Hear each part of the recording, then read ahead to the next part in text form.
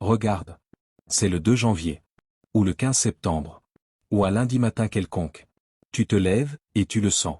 Cette détermination. Ce feu. Cette fois, c'est différent. Cette fois, je vais m'y tenir. Je vais enfin. Fais un geste de la main, tout changer. Tu écris tes objectifs. Tu télécharges l'appli de productivité. Tu achètes les livres. Tu as cette image parfaite de ta future vie dans ta tête, plus en forme, plus organisée, plus riche, plus serein.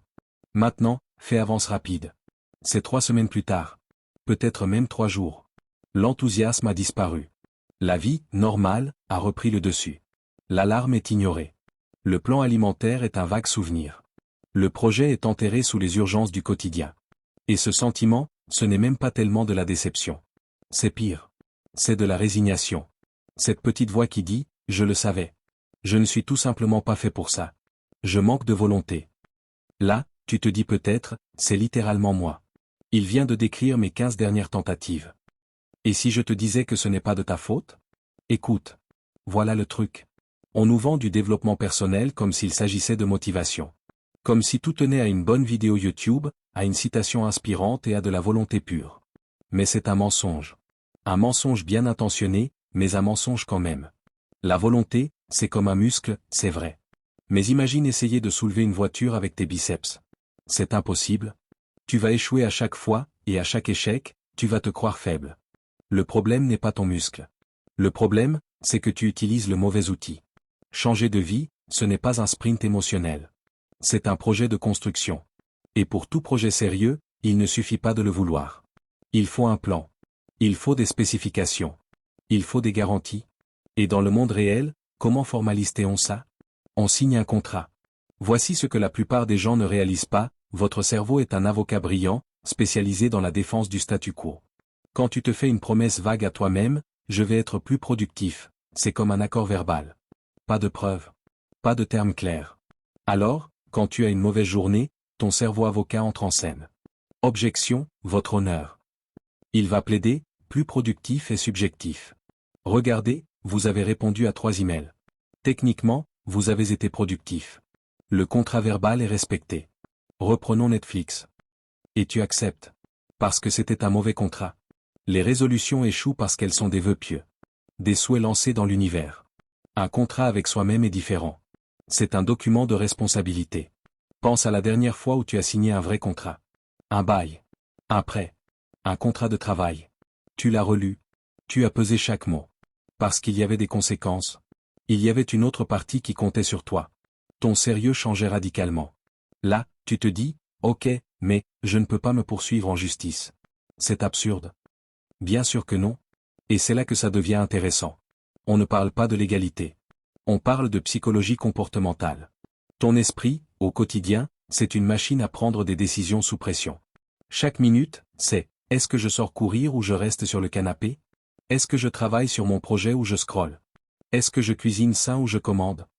Dans ce contexte, la décision la plus facile l'emporte presque toujours. Clause 4, la clause de force majeure, la clause anti-abandon. C'est la plus importante. C'est ta bouée de sauvetage. Parce que tu vas faillir. Une défaillance, un jour manqué, un objectif non atteint, ne constitue pas une rupture du contrat. Elle déclenche automatiquement le protocole de reprise. Dans les 24 heures, je dois 1. Relire le préambule de ce contrat, mais pourquoi? 2. Analyser la cause racine de la défaillance, fatigue, mauvaise planification. 3. Reprendre le prochain cycle prévu, repas, séance, session de travail, sans autoflagellation. Cette clause t'empêche de passer de « j'ai raté un jour » à « j'ai tout raté, j'abandonne ». Clause 5, la clause des récompenses et dividendes. Un bon contrat n'est pas que des punitions. Il y a des bénéfices. À l'achèvement réussi de chaque trimestre, 90 jours, je m'accorde le dividende de fidélité, un investissement ou une expérience d'une valeur de X euros dans mon développement, formation, équipement, retraite, ou une expérience de plaisir pur, sans culpabilité. Tu te paies littéralement pour avoir été fidèle à toi-même. Clause 6, la clause de révision. Tu n'es pas figé. Ton contrat non plus.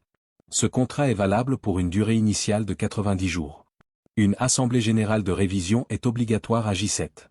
J'évalue ce qui a fonctionné, ce qui n'a pas fonctionné, et j'ajuste les clauses pour le prochain trimestre. Cela rend le processus évolutif et intelligent, pas rigide. Et c'est là que ça devient vraiment intéressant. Imprimer le document ne suffit pas. Tu dois créer un rituel de signature qui marque ton esprit. 1. Choisis un moment solennel. Pas entre deux emails.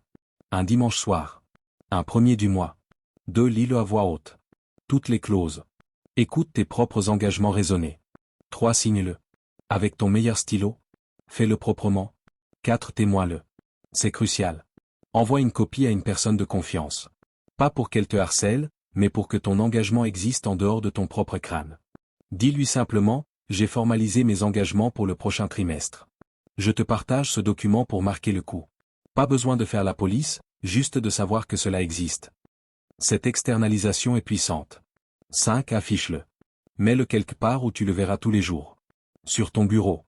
Dans ton placard. Ce rituel encode l'information dans ton cerveau d'une manière différente. Ce n'est plus une pensée. C'est un fait. Là, tu te dis peut-être, c'est extrême. C'est trop rigide. Ça enlève toute spontanéité à la vie. Je comprends. Mais réfléchis-y, quelle est l'alternative? La spontanéité que tu défends, c'est elle qui te fait commander de la malbouffe quand tu voulais manger ça. C'est elle qui te fait scroller au lieu de travailler. C'est la spontanéité du moins impulsive, du cerveau qui cherche la dopamine facile. Ce contrat, c'est la liberté. C'est la liberté de ne plus débattre intérieurement à chaque petit choix. C'est la liberté laissée au moi réfléchi, celui qui a une vision à long terme. Une fois les règles du jeu établies, tu peux être spontané à l'intérieur du cadre que ton meilleur toi a défini. Mais et si ma vie change? Si j'ai une opportunité imprévue? C'est pour ça qu'il y a la clause de révision. Le contrat est ton serviteur, pas ton maître. Il est là pour servir la vie que tu veux bâtir, pas pour l'étouffer. La révision trimestrielle est là pour ça. Regarde. Tu as essayé la motivation. Elle est volatile. Tu as essayé la volonté pure. Elle s'épuise.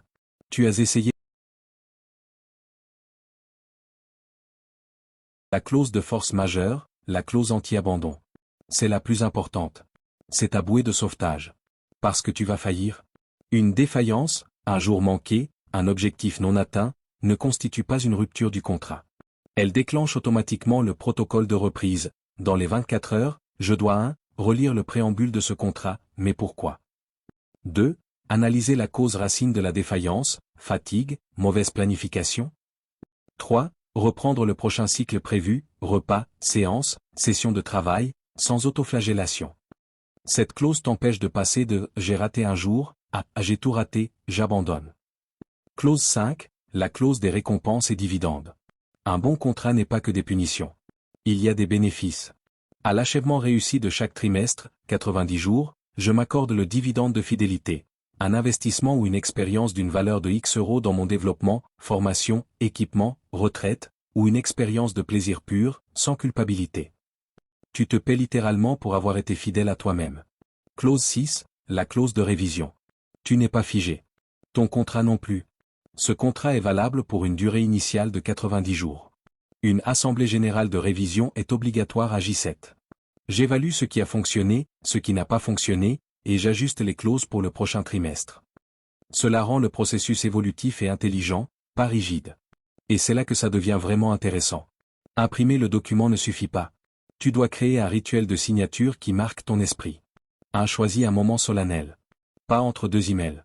Un dimanche soir. Un premier du mois. 2. Lis-le à voix haute. Toutes les clauses.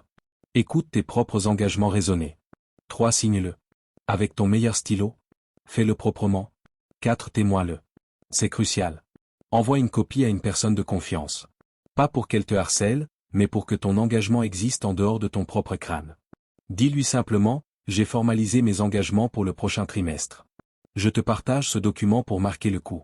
Pas besoin de faire la police, juste de savoir que cela existe. Cette externalisation est puissante. 5. Affiche-le. Mets-le quelque part où tu le verras tous les jours. Sur ton bureau. Dans ton placard. Ce rituel encode l'information dans ton cerveau d'une manière différente. Ce n'est plus une pensée. C'est un fait. Là, tu te dis peut-être, c'est extrême. C'est trop rigide. Ça enlève toute spontanéité à la vie. Je comprends. Mais réfléchis-y, quelle est l'alternative? La spontanéité que tu défends, c'est elle qui te fait commander de la malbouffe quand tu voulais manger ça. C'est elle qui te fait scroller au lieu de travailler. C'est la spontanéité du moins impulsive, du cerveau qui cherche